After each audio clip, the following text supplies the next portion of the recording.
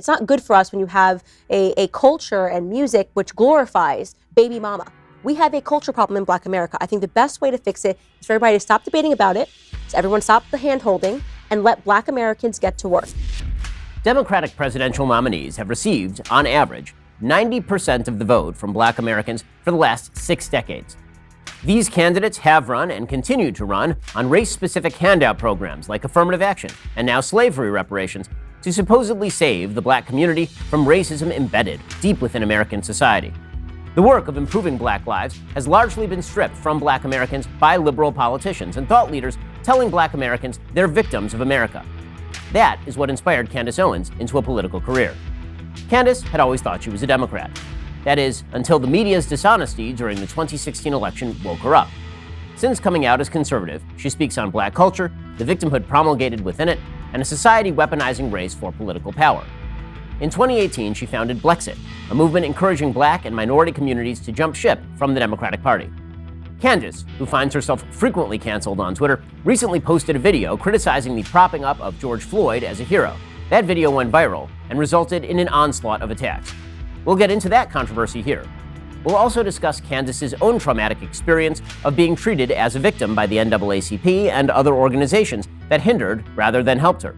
What Cardi B's interviewing Joe Biden says about the way Democrats see the Black vote, and a whole lot more.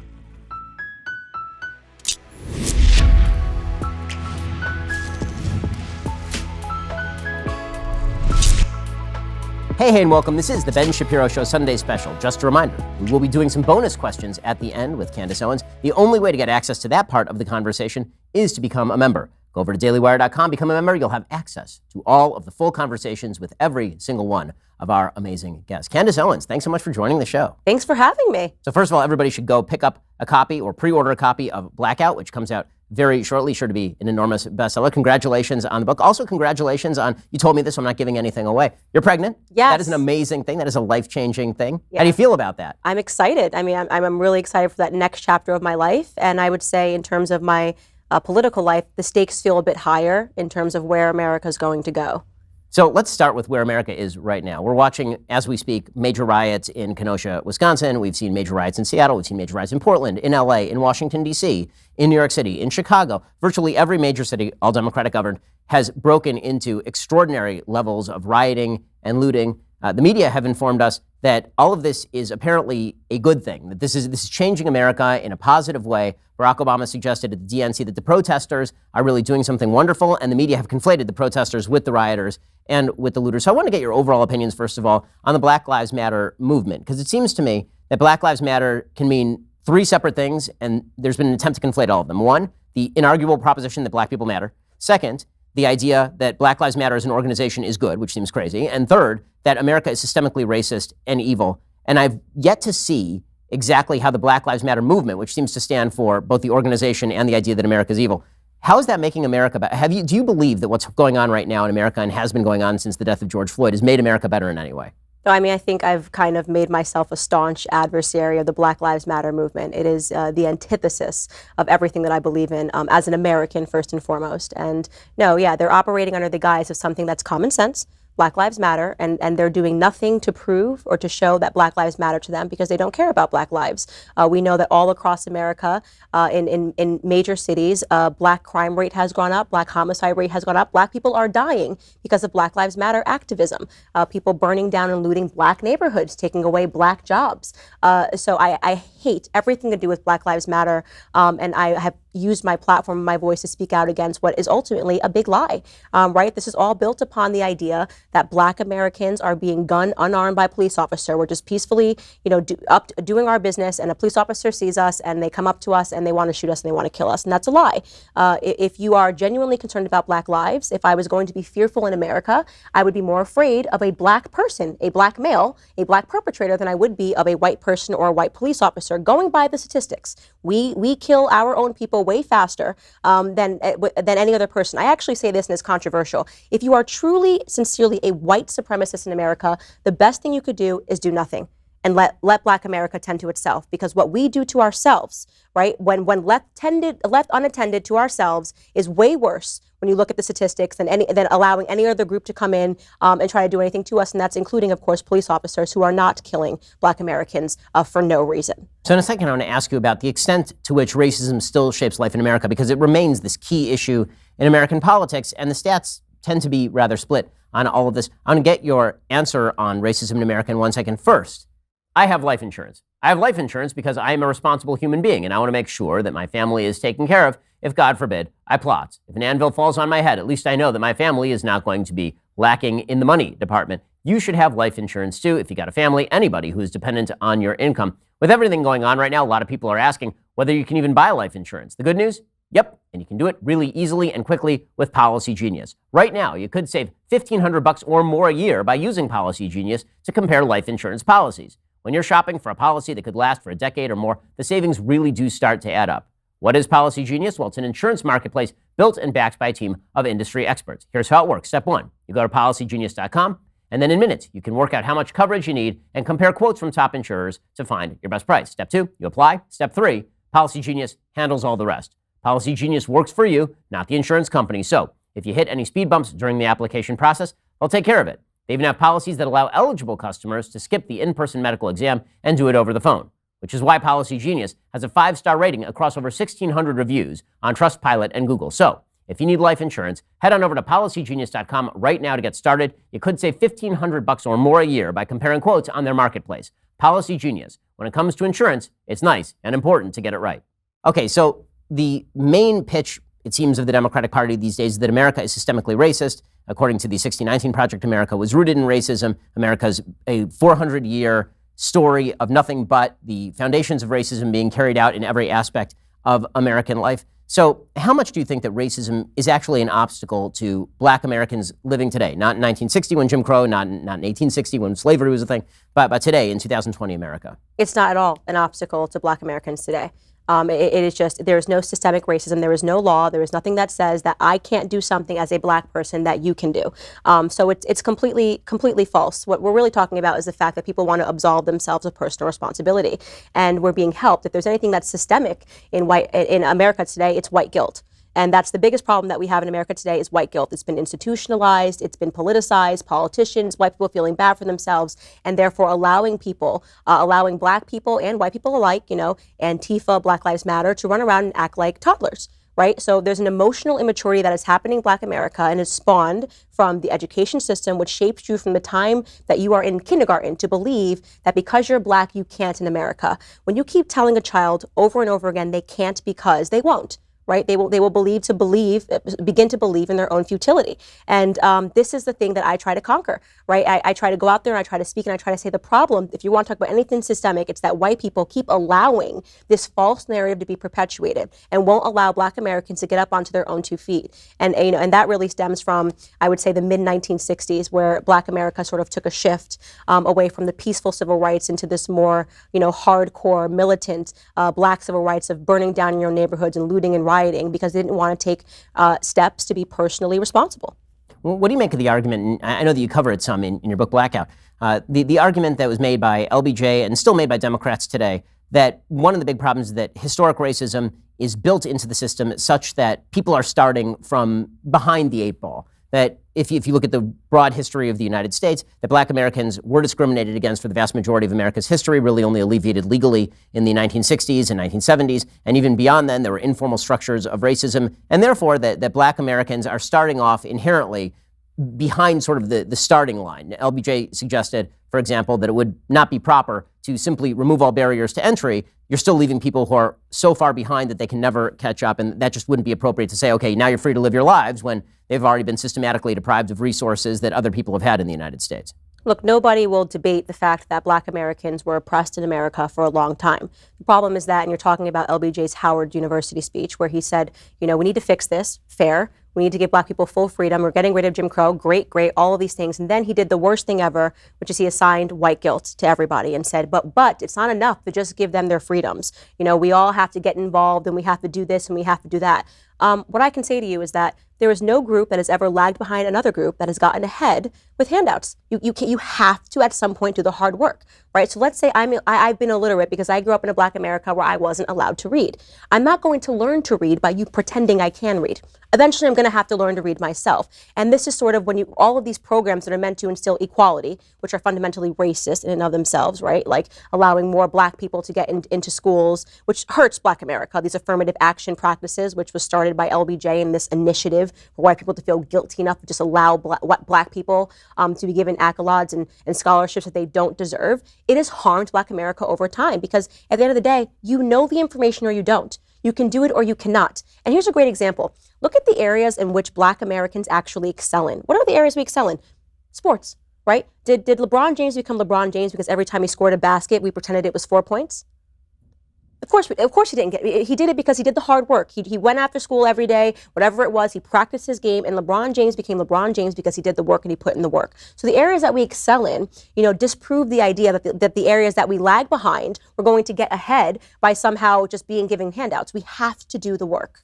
This is a point Shelby Steele has made specifically with regard to basketball, suggesting that you don't say to a kid who's unable to dribble, well, if we give you this handout or that handout, you're going to learn to dribble. We say, okay, now you need to learn to dribble. Right. And that is the only way that anybody gets ahead of any color or in any point in American life. So how did you personally make the transition? Because you didn't always believe this stuff. In fact, when would you say that you became more conservative on these issues? What's actually funny is that I've always been conservative. I just didn't know that I was a conservative. And I think this is what a lot of Black Americans suffer from.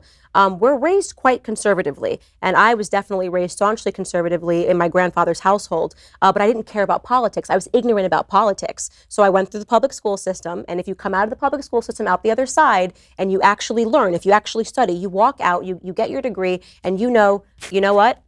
Republicans are racist, conservatives are racist, and at every point that we've ever gotten ahead, it's because of Democrats. I mean, even LBJ. I mean, it's amazing. They make it seem like he was this wonderful president for Black America because he signed the Civil Rights Act in 1964. He was forced to sign it in 1964. He stepped in and became president because JFK got killed, and there were massive riots all around. The entire time he was in Senate, for 20 years, he voted against every initiative to help Black Americans. He was a staunch racist. He used the N-word all the time, when he was in the White House, and yet they've rewritten history, and it's disappeared. So we learned that LBJ was a hero. So I wasn't politically inclined at all. I had never voted. But if you had asked me, you stopped me on the street and you said, are you a Democrat, Republican? I would have said Democrat. And it would have been because of the reasons that I just listed.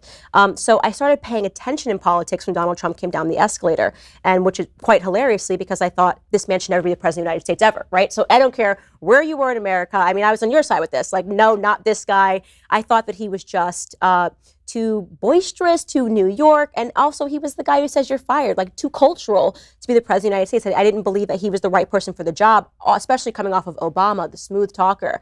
But then something weird started happening where this guy who I thought should not be the president of the United States, rather than saying he shouldn't be the president of the United States because he's not qualified, the media started saying he shouldn't be the president of the United States because he's a racist, a sexist, a homophobe. And I'm thinking, wait a second, this guy has been loved. In the media, they loved this guy. I mean, in every hip hop song I listened to growing up, they wanted to be like Trump. You wanted to end up at Mar-a-Lago. He was a symbol of status and of wealth. So I asked myself an important question, and that question was, is it plausible that Black Americans are now and racism is being used as a theme to turn Black Americans into single issue voters?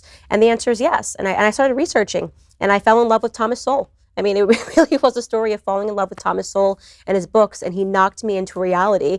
And you really can't unsee it. You can't unsee it once you learn the knowledge of how we've been used as single issue voters, you can't unsee it. So Republicans have been struggling, obviously, for decades to try and make inroads in the Black community. Shockingly, some of the polls show that Trump is actually making some inroads in the Black community, which is a complete, obviously, surprise to many of the pollsters and to many in the mainstream media. What do you think is the best way for Republicans to speak to members of the Black community? Because it seems that they've tried a bunch of different angles. All of them seem to fail. Many of them seem to be very apologetic in tone. There's this feeling like, okay, we have to make excuses for what we are saying. It's always seemed to me that if you talk to Black people the same way you talk to everybody else, because Black people are like everybody else, that seems like the best way to do it. But, right. But I think you have more expertise on this than I do. Yeah. So how should Republicans talk to members of the black community? So what I've noticed with Republicans is that they're suffering from PTSD. You guys get called racist so much that you're fearful, right? And I'm saying you guys, I'm kind of looping you into all of this, but they're fearful to say anything, even if it's true. Everyone kind of tiptoes out. I always describe it as like the scene in The Wizard of Oz when the Munchkins come out. Like, even though your instincts, you're like, George Floyd, this doesn't sound right. Republicans will wait and wait until somebody else says it first because you've been called racist for absolutely nothing for years. And the reason why Trump was able to make inroads is because he's rude. Right? And here's the thing. Black America needed someone cultural. They needed someone who didn't care, who wasn't going to apologize, who was going to say what he meant and not apologize for it because it was simply true. When he gave that infamous speech and said, Black America, what do you have to lose? And he listed all of these ways that Black American communities are suffering. And the media calls him a racist. He never apologized for it. He never said, I could have said that better, or, I should have been more sensitive. He simply said it and he left it there. And that should be a call to action for all Republicans. Don't apologize. If it's true, it's true. If you haven't been called racist yet in 2020, you haven't lived. I've been called racist, I've been called anti-Black. So I think that is the most important lesson, is just be courageous, because at the end of the day, silence is not winning us. What I always say about the right, which is really interesting, is that the right is playing by rules that were established by the left, and the left is playing by no rules, right? We have to start fighting. And I worry that there's not enough voices that are willing to just simply say the truth, let it linger, and not worry about the names that they're being called. So speaking of having the courage to step into waters where angels fear to tread, you obviously cut this video in the aftermath of the George Floyd death, in which you went through specifically his criminal record, and you talked about not really the situation surrounding George Floyd's death, which now, as it turns out, new details suggest it's a lot more complex than the original narrative. You talked specifically about the attempts to elevate George Floyd into a sort of moral paragon, which obviously is something that the culture has done. It's what the media have done. And you see this fairly routinely, is the attempt to suggest that people who, at the very best, until the moment they were shot by police, had led difficult lives, are in fact people who ought to be emulated, or who are free of any moral stain. We're seeing it more recently with Jacob Blake, who's being elevated into a loving father of three, as opposed to a person who had an open warrant for both domestic violence and sexual assault in the third degree, and who resisted arrest. So what prompted you to make that statement, and why do you think so many people in the media have been willing to simply cover up the reality of who criminal suspects are in interactions with the police? When I started looking into who he was, and I had no question he was going to have a rap sheet, I knew obviously the police did not stop this man for no reason, and I knew that it couldn't have escalated that situation unless he somehow was resisting arrest, despite having no knowledge of that. When I did look into him and I found his rap sheet, and I'm sitting here thinking that they've elevated him to such a level that they're burying him in a gold casket. Like a gold casket. Dr. Ben Carson will not be buried in a gold casket. Larry Elder will not be buried in a gold casket. All of these Condoleezza Rice will not be buried in a gold casket. But this person who spent nine prison and jail stints, which is remarkable, actually. If there's any record, Guinness Book of Records, look at that. 9 prison and jail stints before you turn 40 is actually the most impressive thing he's ever done in his entire life. Elevated, and you have little black kids that are wearing shirts, murals being painted of him, calling him a hero, former Vice President Joe Biden saying that they're going to speak at his funeral. This is crazy. And it's indicative of where we're at in Black culture, where this is what we constantly do. We elevate people that should not be elevated, and we downgrade people that should be elevated, right? So Condoleezza Rice, Uncle Tom. Larry Elder, coon. Dr. Ben Carson, stupid. That's my favorite one. A literal neurosurgeon is stupid, right? And this is the problem with Black culture. And until we have the courage to go into it and say this is wrong, you can disagree with whether or not Derek Chauvin should be have been on his neck for that long, and disregard the fact that he was high on fentanyl and high on methamphetamine in his system at the time of the arrest. But you should also disagree with elevating this person to the level of a hero. And I just felt it was weighing on me for days, just watching people spin this man into a hero. And I said, I have to say something, because this is a lie. And I don't care about the peer pressure. I don't care about, you should just be quiet because let his family grieve. A 4-day funeral. I mean, none of us, we're never going to get that. None of us are going to get that. And we've lived our lives apparently a lot more nobly than he did. So speaking of that, number one, why do you think that everybody reacted the way they did? People were very, very, very upset about all of this. And there is sort of an unspoken rule that after somebody dies, you sort of let the dead be buried. But obviously, you went after him on a character level. I mean, you talked about who he was as a character. Why do you think it was important to do that? And also, why do you think it is that there is this phenomenon in American life where certain people are elevated? Even Barack Obama seems to have been denigrated in the American public mind since his presidency. When he was elected, it was a historic moment. Now, the fact that he was elected twice as a Black president with an overwhelming majority is not in any way a proof that America is not racist. We just have to ignore that happen, and we have to pretend that it's extraordinarily historic that Kamala Harris has now been selected as a VP candidate, even though we just had a black president 5 minutes ago. Right, right. I would say what the left has realized is that race sort of represents an Achilles heel in America, meaning that they know that if they stroke this one issue because they've done such a good job of programming people to believe that it's still ever present, and it's not, it's just not, that they can inspire riots, they can inspire protests, and they can inspire upheaval, and that's what they want ahead of an election cycle. Somehow they're pinning all of the stuff in the back of conservatives. It makes no sense, and you have corporations that are capitulating to this ridiculous narrative, and it just becomes a way for them to seize control and can seize power by reducing Black Americans to emotional toddlers, and that's what we're seeing. We're seeing a toddler response to things, not waiting to get more information, just saying black versus white, and it's remarkable if you look at the actual headlines, right? We know that you're more likely as a white person to be killed by a black person the other way around. But when a white person is killed by a black person, the headline doesn't mention race, right? It's 5-year-old got shot by a man in Chicago. But the second that they can look at the races and say, oh, look, a white person did something bad to a black person, the media just completely gets in on that and just race. And again, I think it's just a tool of manipulation, because if you can get somebody to react emotionally and not rationally, you can control them. They're yours. And I've always just tried to be the person that says, look, pause, reflect, think rationally, and wait to get all the details, and don't see yourself. I certainly don't see myself as black first. I see myself as American first. I don't see myself as a woman first. I see myself as an American first. And we just need to get Black America to a more emotionally mature spot than they are. And it's difficult when I said, as I said earlier, when you have systemic white guilt, it's very difficult to expect Black Americans to react rationally rather than emotionally. So in the aftermath of your George Floyd video, famously Dave Chappelle went after you in his comedy special, and you handled it with real aplomb. I mean, you just sort of laughed it off and pointed out he's a cultural figure. He can say whatever he wants. It can't be fun to be attacked by Dave Chappelle in the way that you were attacked by Dave Chappelle. Maybe you can talk a little bit about that. And what exactly did Chappelle get wrong about George Floyd? I saw it, and first off, I didn't actually find it to be funny. Right. But I do believe that humor is a safe space. And the bigger thing when I look at a perspective of that, I say they're already silencing comedians. I don't want to be one of those people, even though I find this to be, denigrating, degrading, disrespectful. I don't really think that it's right for me to say to a comedian, you can't say what you want. But there was absolutely nothing funny about the entire 20 minutes of his speech. He didn't seem to be in an emotionally good spot, if I'm being honest with you. And I think that he just took the bait on the media. I actually kind of thought, which is interesting, if you watch Dave Chappelle's old skit, he's gone after the left a lot, and he's been threatened to be canceled, and they have something bad to say about it because he tells the truth. And I felt like he was just giving them what they wanted, and attacked me. And then I had sort of the big girl perspective that here is probably the most well-renowned comedian, at least in America, probably abroad, and my name is being said out of his mouth. So people who don't know me are going to look me up, and they're going to see my views, and some people are going to be brought over to the side and realize, okay, what she said was not really that big of a deal.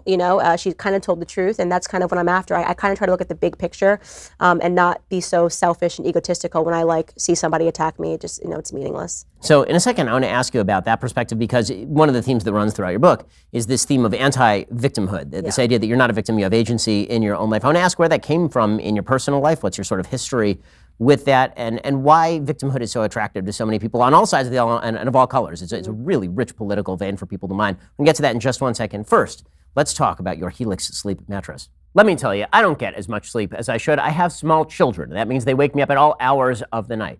What does that mean? It means when I am on a mattress, that mattress had better be great.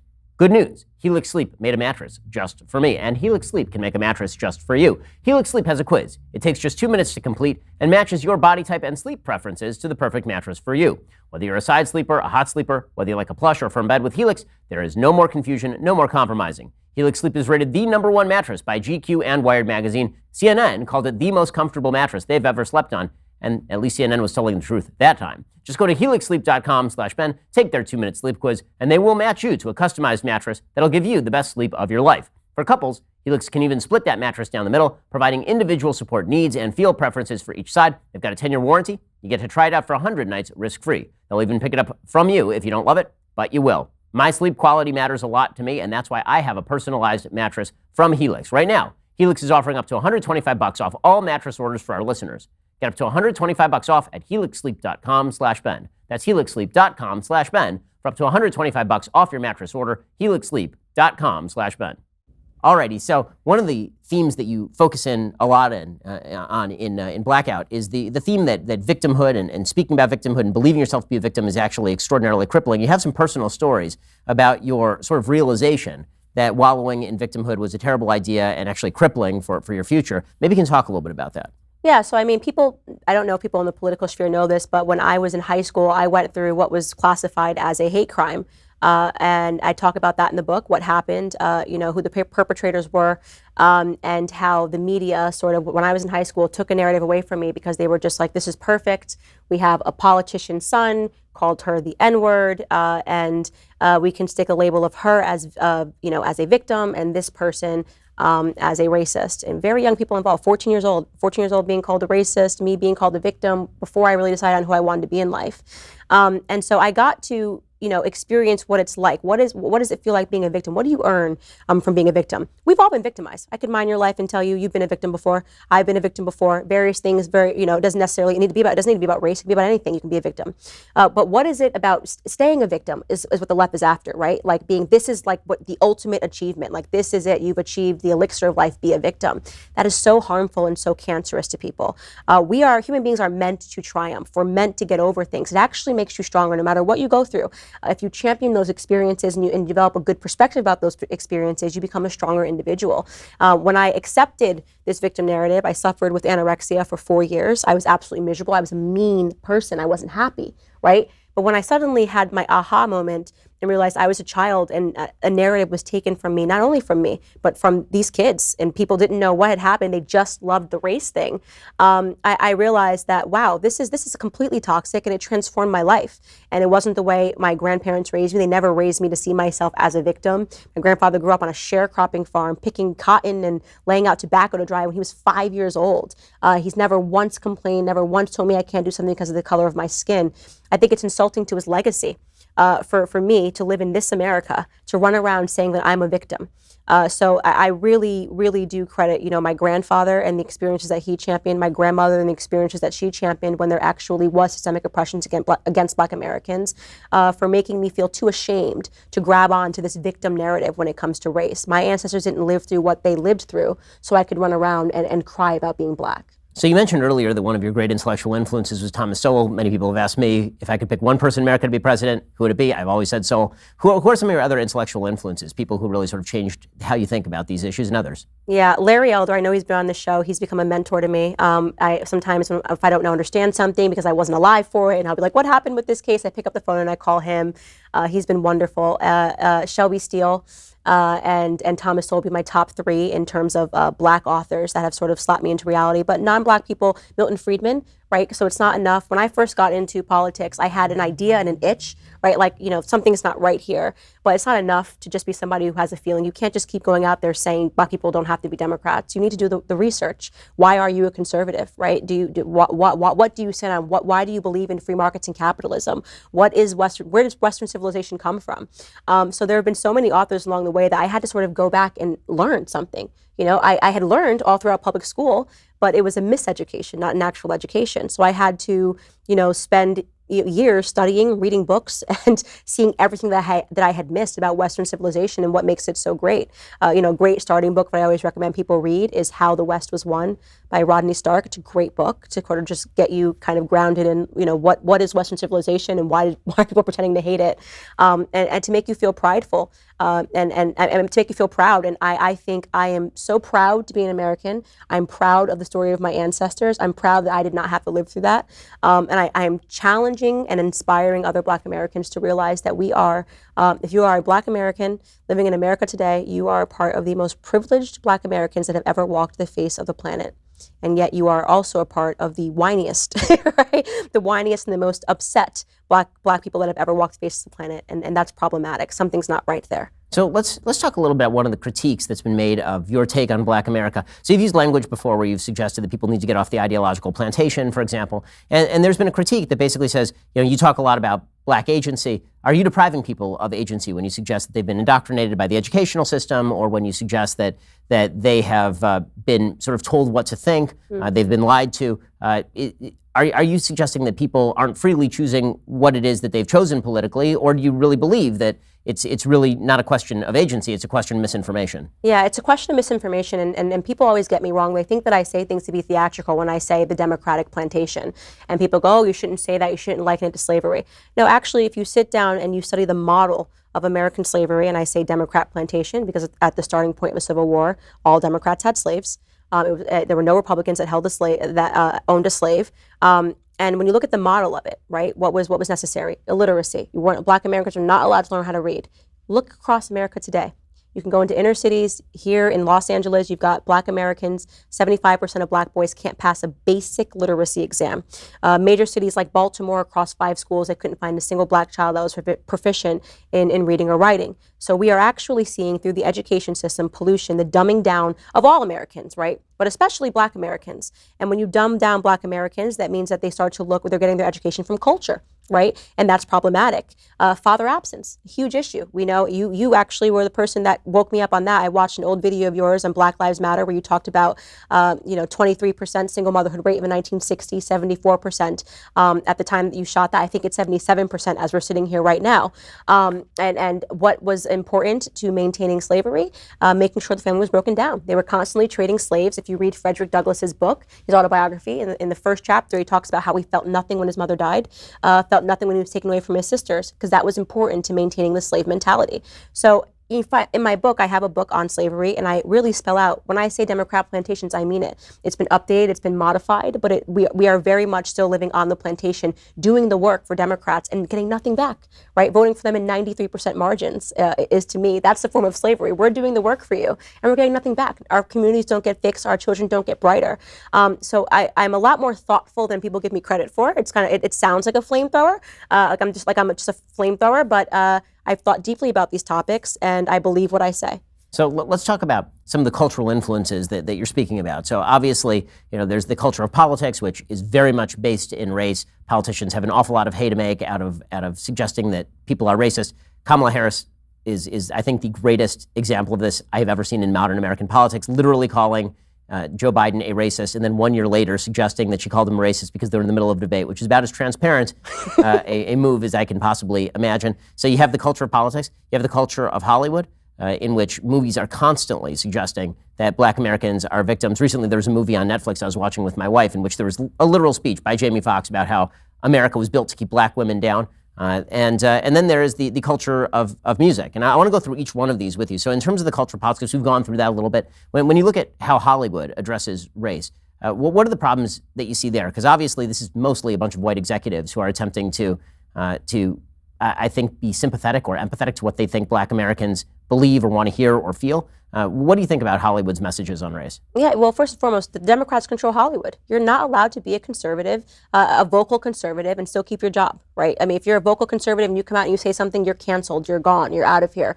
And to me, it's become a huge propaganda machine. And as I mentioned earlier, when you have Black Americans who are not educated, Black Americans like these Black boys and who can't pass a basic literacy exam, well, where are they getting their information from? That means they're watching movies, they're watching TV. Hollywood becomes the teachers, right? And I think that the Democrats have understood this for a very long time. And one of the biggest mistakes that conservatives made was giving up the culture war. The culture war is so important because so many people are not going to pick up a book, but they are going to watch SNL. They're going to watch an SNL skit and they're going to accept that to be some truth. That this must be what's going on because they're making fun of conservatives on Saturday Night Live. And this must be what everybody thinks because it's made it to the big screen. So everybody must be feeling this. We all agree on this.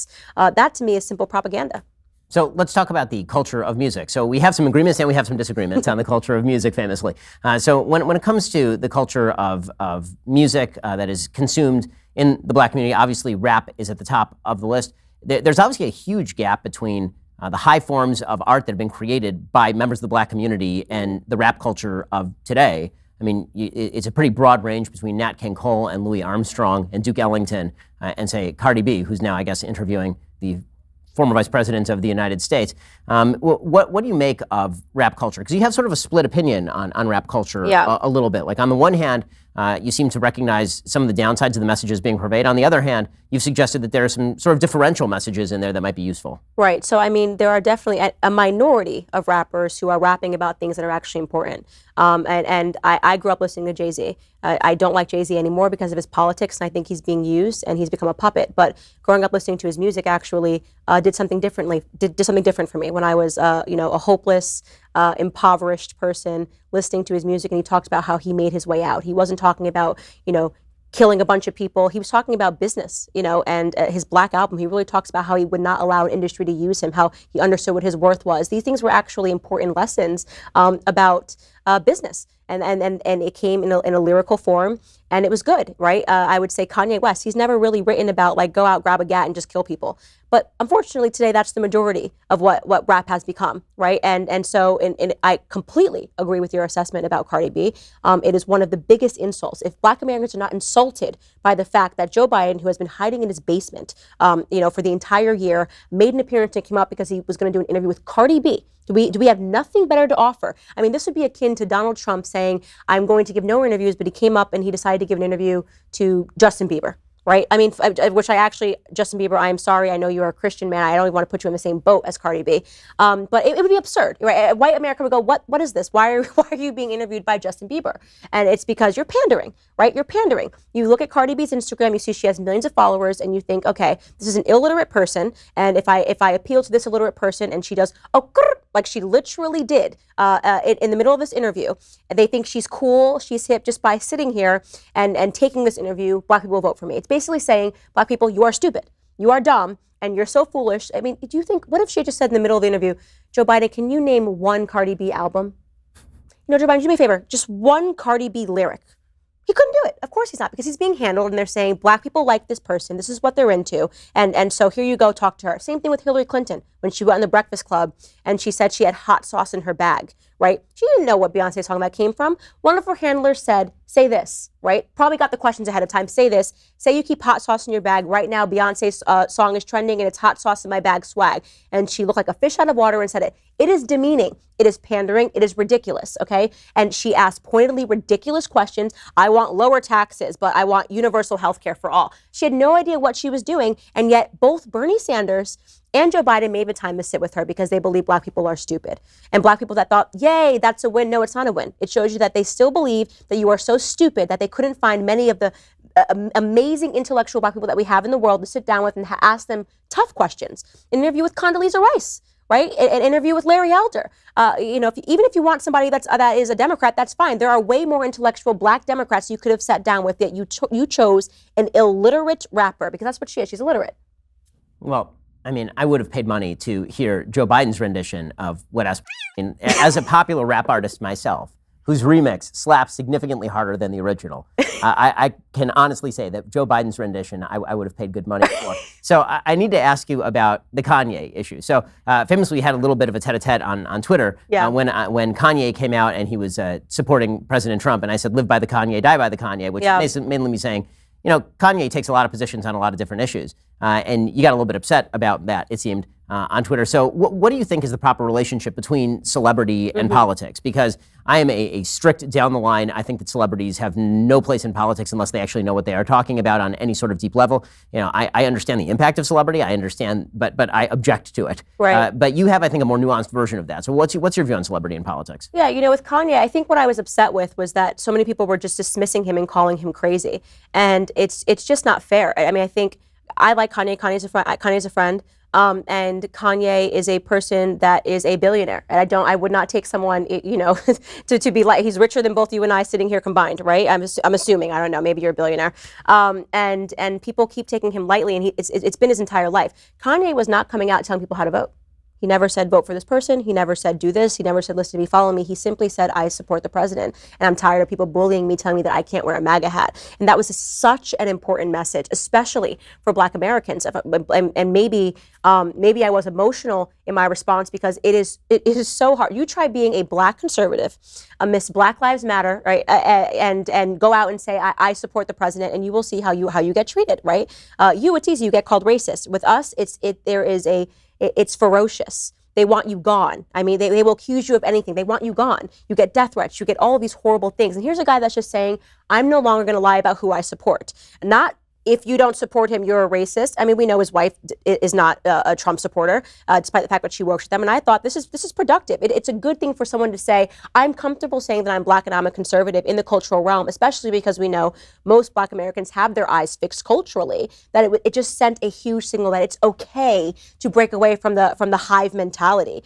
Now, if Kanye was out there saying, I'd like to inform policy because I'm Kanye West, I'd like to go in, I will now be conducting the interviews to sit down with candidates and make sure that what they're doing is great, I would have said, I have a problem with that, right? Because that's ridiculous to assume that because you're, a cultural figure, you somehow are now smart enough to be asking political questions is pointedly ridiculous. So that was the nuance. He wasn't doing anything that I found to be harmful. He was saying, I support the president. So I actually agree with that. I think that it's actually a very important thing that Kanye West put on a MAGA hat and basically said, you know what, it's fine, I'm allowed to wear a MAGA hat. Yeah. And as someone who's been called a Jewish Nazi for being a Republican, right. I certainly understand the perspective of being inside a minority group where it is considered verboten to be on a different side of the political aisle. So right. I'm very glad that happened. I mean, speaking of which, you talk about sort of policy influences. One of the areas in which Kanye and Kim actually did have a policy influence was on criminal justice reform. I know that you were an advocate also, I believe, of criminal justice reform. Right.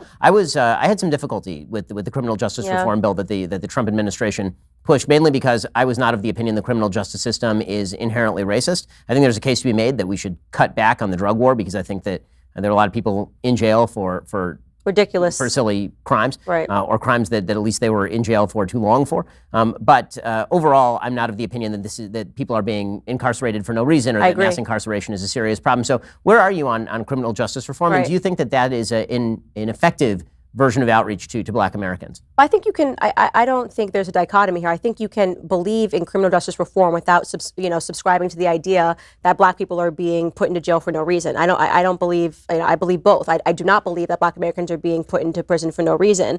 But I do believe that some of the harsher sentencing that happened, when Bill Clinton became president, 3 strikes you're out, even if it's 3 small things, 3 strikes you're out, were wrong.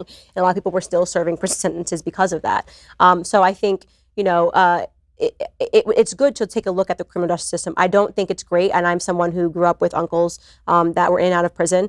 I know for a fact when you get a kid when they're young and they're in the system, if you can help them get out, like when they leave, they get $50 in a bus ticket, right? What do you expect someone who's been in prison for a year, you give them $50 in a bus ticket to do in their life, right? They usually go back to crime because they have nothing. And so their way of trying to get ahead is to steal, to rob, do these things. What I loved about what they were doing was creating these transition programs, which were so desperately needed, because you don't want somebody who's desperate dropped back into your community. You want somebody who goes, okay, we're gonna help you find a job, we're gonna help you get on your 2 feet, and that is what I loved and supported about the programming. I do not at all believe that black Americans are being targeted by the criminal justice system at all. I'm actually staunchly against that. We commit more crimes. So I want to talk to you in a second about some of the solutions that are on the table, because it seems like so much of our racial conversation is problem-focused and never solution-focused. Nobody ever wants to talk about the solutions because that might actually get awkward. So we'll get awkward about that in just one second. But first, if you're a responsible human being, you should have a VPN. You should be protecting your data. The fact is, there are tons of people out there who want your data. In fact, not too long ago, over 100 million people had their personal information stolen in a major data breach. Social security numbers, contact details, credit scores, and more, all taken from Capital One customers.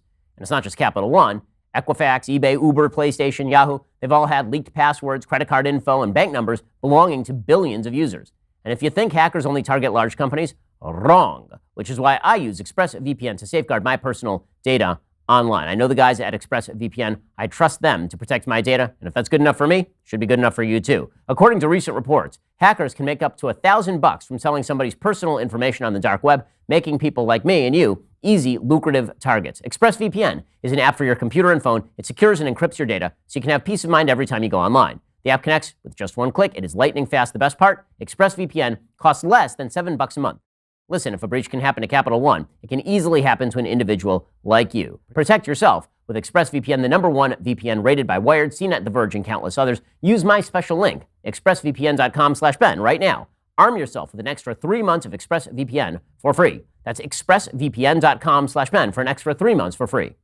Okay, so let's talk about the solutions versus problems orientation of American politics when it comes to race. It seems fairly obvious at this point that a huge number of politicians have an awfully large stake in the racial conversation so long as no solutions are actually promulgated. So Joe Biden, many Democrats, they keep throwing out the phrase systemic racism, specifically avoiding any sort of specific definition. If you say to them, what do you mean by systemic racism? They literally will not explain it, because systemic racism technically means one of a couple things. It could mean theoretically that there's an actual policy in place that is racist. That's illegal. It could theoretically mean that there are racists in the United States, which is obviously true and will be true in every society for all time, for past and future, because human beings are inherently sinful and flawed. Or it could mean that historic practices have effect today, but that doesn't necessarily mean that you get to implement policies that discriminate against one group in favor of another group. So the third is inarguable, that history matters, but that doesn't necessarily create a solution. It seems like anytime anybody pushes forward a solution, Democrats particularly and members of the media get very angry about the solutions that are being forwarded. So to take a prime example, Senator Tim Scott put forward an actual police reform bill, and it was filibustered by Democrats while he was simultaneously called an Uncle Tom, which did trend during the RNC when he was speaking. So let's talk about some of the solutions that you think should be on the table in the black community, which means actively labeling some of the problems that the black community is experiencing beyond sort of a miasmatic systemic racism. Right. I mean, I think the solution is for black Americans to fix the problems within our own community. The solution is for white Americans to get out of the discussion because we have become the authors of our own problems. The culture, you've talked about culture so many times. When I was growing up, my mom and my dad never checked to see if I did my homework. It was not important for them to make sure that I was doing my homework. Now, I naturally did. I was good at school, so I liked it, but it wasn't necessary because our culture is a bit different. Now, when I went to my best friend's house, who happened to be Japanese, her father terrified me. When we got after school, he's like, Kathy, her name was Kathy, you sit down at this table right now, you do your homework. I mean, he was like astonished that she even brought somebody home because homework was so important. So there's a cultural difference. This is why nobody wants to talk about Asians, because they're the ones that are doing the best in this country, right? And they're doing the best financially. Asian Americans are doing the best in this country. Nobody talks about them. It's because their culture is different. They value different things. Black values have to shift. You want to talk about single motherhood rate, why there's no fathers in the homes. Well, it doesn't it's not good for us when you have a culture and music which glorifies baby mama. Right, baby mama, this amazing thing. We have to get serious about education. We need to stop criminalizing black Americans who want to get ahead. For example, I was bullied in middle school by other black people because I spoke proper English. Literally, that was my crime. I spoke proper English. So they would say, you're acting white. When you start to assign attributes that are considered whiteness, speaking proper English, caring about your schoolwork, these are things that the Black America makes fun of Black Americans for, because they say, well, that means that you're not Black unless you're speaking in colloquialisms, unless you're listening to dirty rap. If you're not listening to Cardi B, you don't know her music.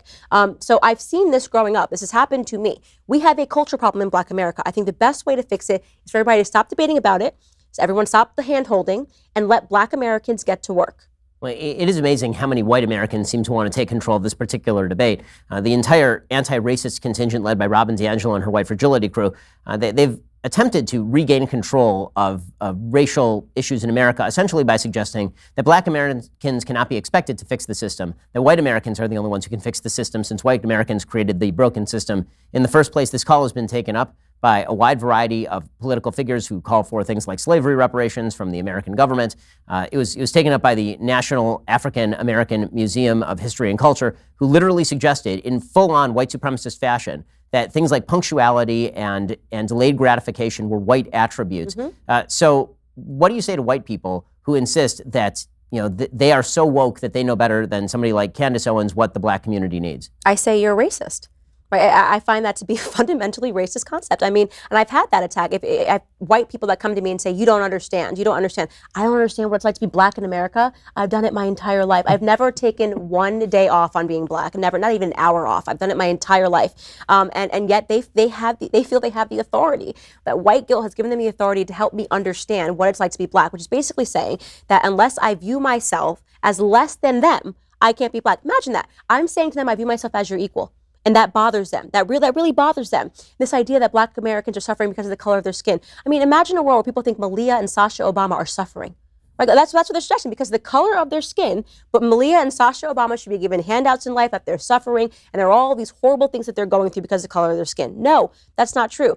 Are there privileges that you can be afforded if you're rich? Yeah, that's not because of the color of your skin. It's called economic privilege. And we should all aspire to have economic privilege, right? That's why I like free markets. That's why I like capitalism. We should all aspire to work harder, but it becomes impossible when we have this white guilt permeating throughout every aspect of American culture. And that is what I absolutely hate it. I want nothing to do with it. We have to start changing it. We have to start changing the conversation. It starts with white Americans getting out of the conversation. So, getting white Americans out of the conversation, what are the discussions of race like within the black community in terms of, are there gradations and places of origin? So the media have decided, for example, that black ought to be capitalized and the term white ought not be capitalized because the term black refers to people of a common ethnicity and origin, despite the fact that people from Jamaica are not the same as people from Kenya, who are not the same as people from South Africa or Zimbabwe or from the United States.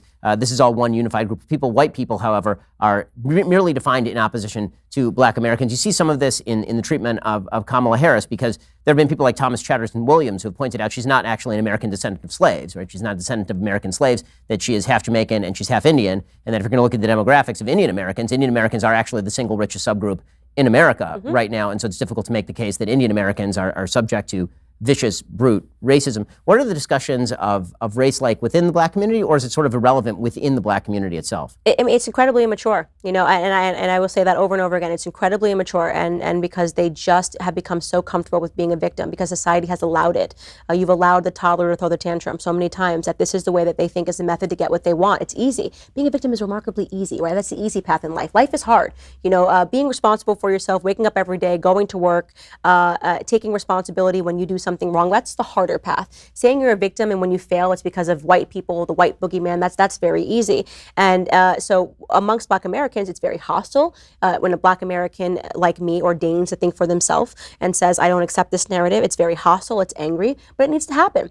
I did a speech at not Howard University, another one of the HBCUs, and when I tell you I stood up there for 3 hours and just took it. Boo, yelling, I mean, just completely crazy. It would never happen in an auditorium full of white people because they'll be a tiny bit more respectful than they were being that day. But after the 3 hours of them just brutalizing me, at the end of it, they all kind of came up and said, I want to take a picture with you, and I respect you for standing your ground. Let that happen. Let that dialogue happen amongst black Americans. Let them actually hear a black conservative perspective. It's hard to hear a black conservative perspective when black conservatives are routinely drowned out by white voices, ironically, right? Ironically, by these white voices poo-pooing and saying how hard it is for us to be black. When it's not hard for us to be black. It's hard for us to be successful when you keep telling us it's hard for us to be black. So you are one of the founders of Blexit, which was an attempt to get more black Americans to exit the Democratic Party. And there's been similar attempts to get Jews to exit the Democratic Party to wild unsuccess, unfortunately. So what are the metrics that you're seeing in the black community? Are you seeing a change in thinking inside the black community in terms of voting, in terms of how people think about politics? Do you see any difference generationally in how people think about the various parties? Yes. I mean, I think for the first time, there has been a lot of chatter and a lot of debate in black America about politics in general. And I think it's because of people like me, like Larry Elder, who have sort of laid out on the line and just said, this is what I believe, and I'm not editing that. In terms of Blexit, we're in 20 states now. We have chapter leaders and ambassadors all across the state that are in the community actually having these discussions and knocking on doors.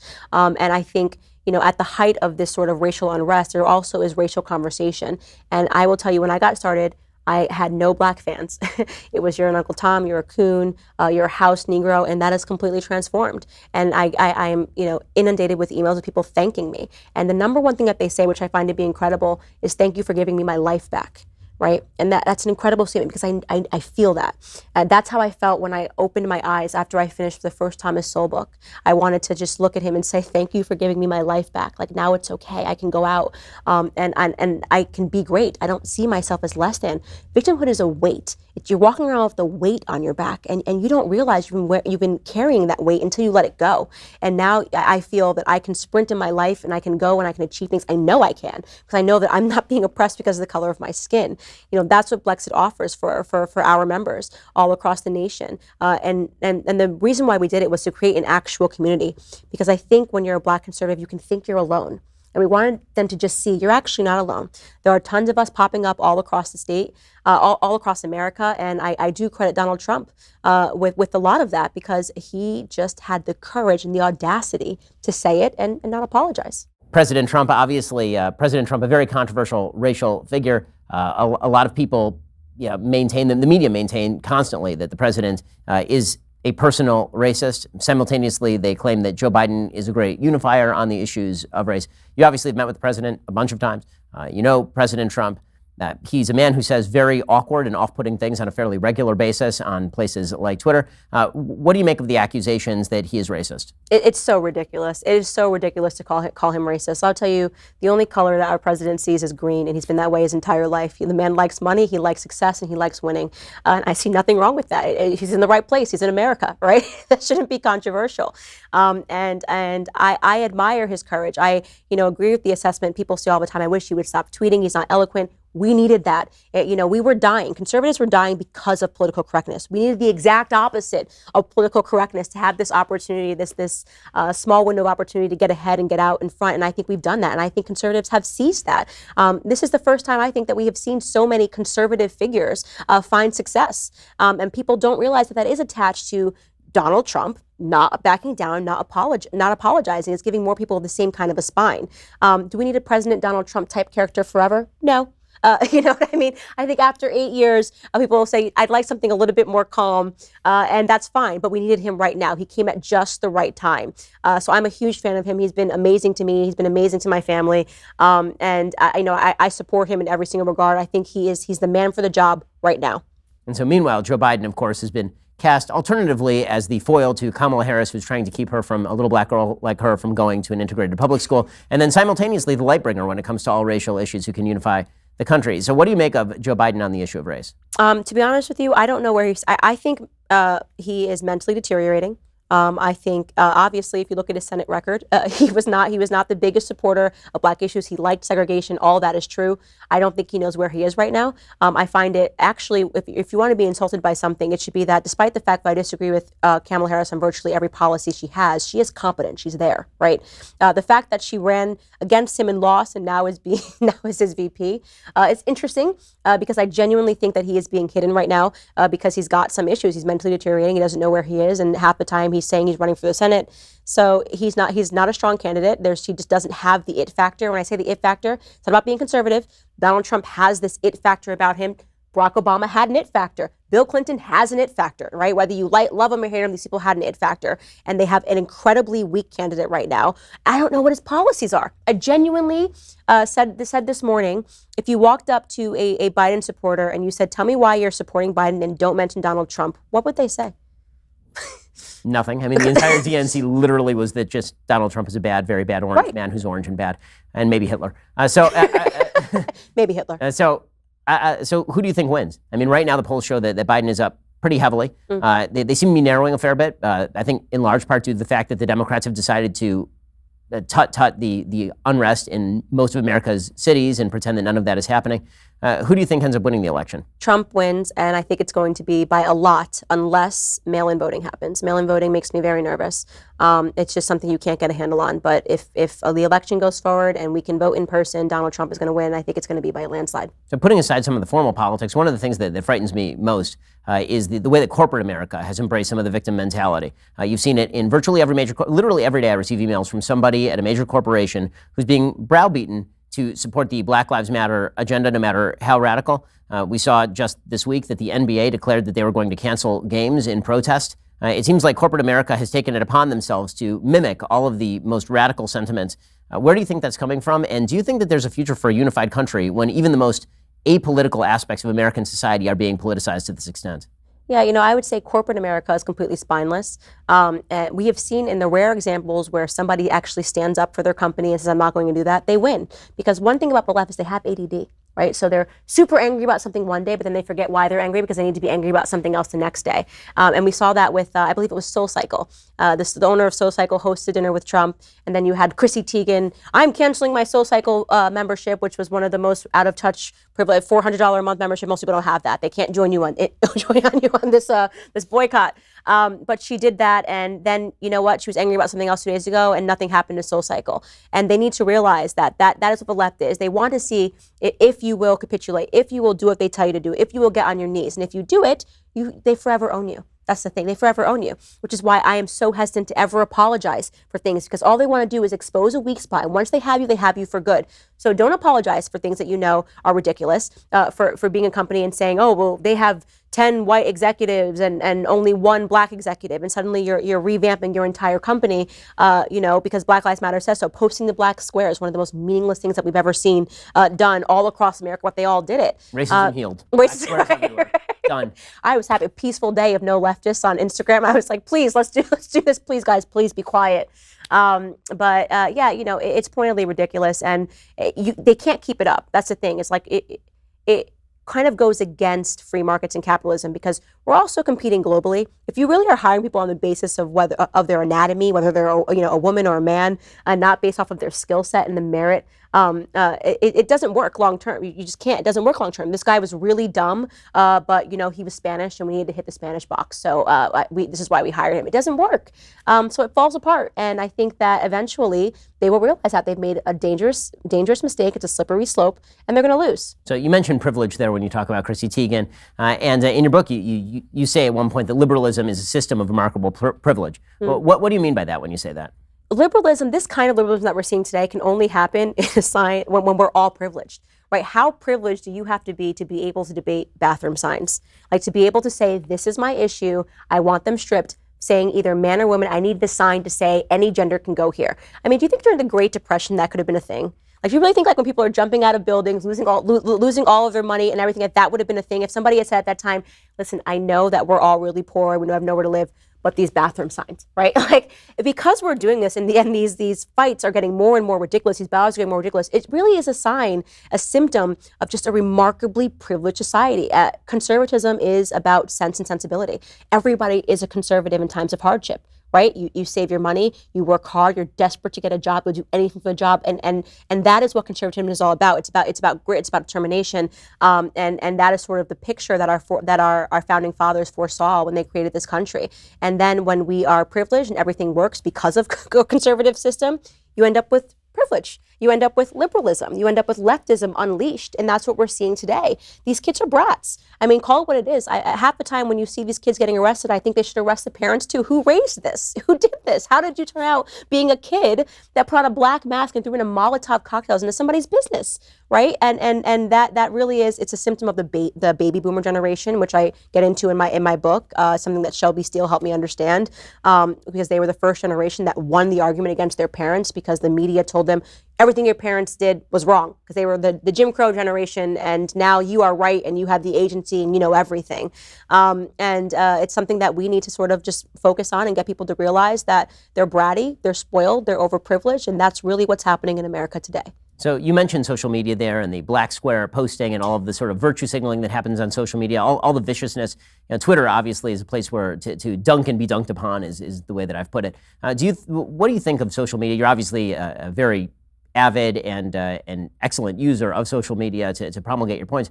What do you think of social media? Do you think it's been bad for the country? And is there any way to use it positively? Social media has been terrible for the country. I mean, it's like people are killing brain cells. I mean, I cannot stand being on Instagram. It's just like girls with their butts out. I mean, it's ridiculous. Let's be honest. It's made everybody a bit dumber, but it's necessary evil. This is where the left is fighting, and I have to say that if it wasn't for social media, conservatives wouldn't be where we are. We're winning there, and the left knows it, right? When it was just the TVs, they were winning. They were dominant. Everything was leftist. Now you get people like Brian Stelter who are uncomfortable about the fact that you have more followers than him. I have more followers than him, because it downgrades when he gets up there and says racism is what's happening everywhere, and it's because of we're bad, we're white, and you and I can counter that narrative in one tweet. You and I in one tweet can dwarf all of CNN's viewership.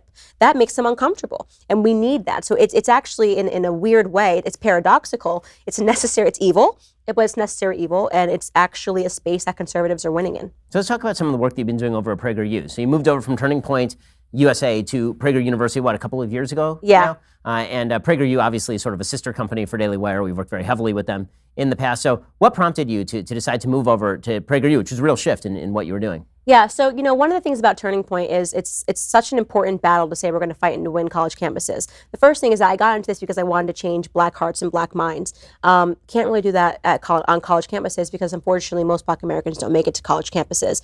So I felt like Charlie and I were sort of doing the same routine over and over again, but was I actually doing what I set out to do? The second thing is that because Turning Point is a company that is focused on college campuses, everybody that works there is fresh out of college. And I am a controversial person. I say what I want to say. And it isn't fair when I say, like, when the whole world collapsed and I say I don't support the Me Too movement. I was the first person who came out and said, not doing this is wrong. And when everybody has a meltdown about it, I mean, Charlie was inundated with emails from people, at Turning Point girls that are on campus being like, I can't believe Candace supports rape. Like, how you have to, and I'm like, Charlie, I can't. I mean, this is, they're young. I get that. But I'm obviously not saying I support rape by saying that I don't support the Me Too movement. So I kind of got too big in a way where I sort of felt like this isn't fair for Charlie to have to keep explaining to these younger people who are just kind of experimenting with conservatism. And PragerU is obviously, when I say a more mature organization, I mean that they don't have a bunch of 20-year-olds that work there, and they're not a student organization. They're making 5-minute videos that are very focused, and they sort of understand a bit better the battle that we're in, and they stand by it. I mean, PragerU, I'm getting accused of being literally Hitler. This is a Jewish organization, and they stand by it, and it's just easier. It's just a lot easier. And I wanted to be put in long form. I mean, you've done the college campuses. It's fun. Ben Shapiro owns that, Candace Owens owns this, but I was kind of looking for a bit more, a longer dialogue to have people on my show and to learn. I mean, I have people on my show that are much smarter than me, and I get to sit down there and I get to sit there and I get to learn in an hour, soak up all of Larry Elder, soak up Dennis Prager, and so I was just sort of ready for the next step. So how does your career match up to what you thought it was going to be 15 years ago? Gosh, it is crazy. It has been a blessing in every single regard. I thank God for the platform that I have. Of course, there are moments where I think, and I'm sure you understand this, when you go through a firestorm or you're getting death threats, the responsibility that you feel to your family, that's the hardest part. And I never thought I would be here. And that is why when people say to me, Candace, run for president, or Candace, do this, I no longer plan. I just do what I'm good at. I think I work really hard. I think I didn't want to be one of those people that's super flippant, one of those, I hate to say this, but conservative girls with a gun in their, a gun in their shorts. Like, I'm conservative. I was like, I want to learn. I want to grow. I want to be here for a long time. I want to look back and say she became a Larry Elder or a Thomas Sowell. So I've been doing a lot of studying, and I don't know where it's going to go. And who knows? Maybe it all ends tomorrow. But I think I've been canceled so many times that I can't be canceled anymore. It's just God. God has a plan for everybody, and His plan is never for anyone to be a victim. And I hope that my life teaches other people that. So in a second, I want to ask you a few more questions, a few final questions about the future of the Republican Party and where you think the Republican Party is going to go, and some personal questions. But if you want to hear the answers to all of those fascinating questions, then you actually have to be a Daily Wire member. Head on over to dailywire.com, click subscribe. You can hear the rest of our conversation over there. Well, Candace Owens, thanks so much for stopping by. Be sure to grab a copy of Candace's brand new book, Blackout. Candace, thanks again. This is awesome. Thank you. That was Social so fun. distance handshake. Awesome.